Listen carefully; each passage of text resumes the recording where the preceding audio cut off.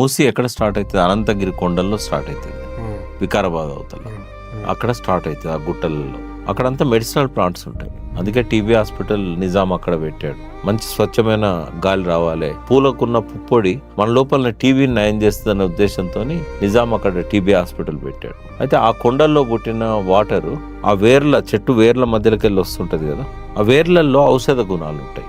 ఆ మొక్కకు సంబంధించిన ప్రతి పార్టులో ఫైటో న్యూట్రియంట్స్ ఉంటాయి, ఔషధ భాగాలు. వాటి వల్ల ఏంటంటే ఆ నీరు చాలా స్వచ్ఛంగా ఉండడమే కాకుండా మన రోగాలను నయం చేసేది. మేము ఊర్లలో ఉన్నప్పుడు హైదరాబాద్ నుంచి నేను పోతే మా నాయనమ్మ అనేది, ఎందుకంటే పట్టణం నీళ్ళు నీకు బాగుపడ్డాయి, తెల్లబడొచ్చినావు అని. తెల్లబడ్డావు, నువ్వు మంచిగా అయినావు. ఎవరైనా జబ్బులు ఉన్న వాళ్ళు కూడా ఇక్కడికి వచ్చి బిడ్డల దగ్గరనో కొడుకుల దగ్గరనో ఒక 5-6 నెలలు ఉండి వస్తే వాళ్ళ జబ్బులు మాయమయ్యేది.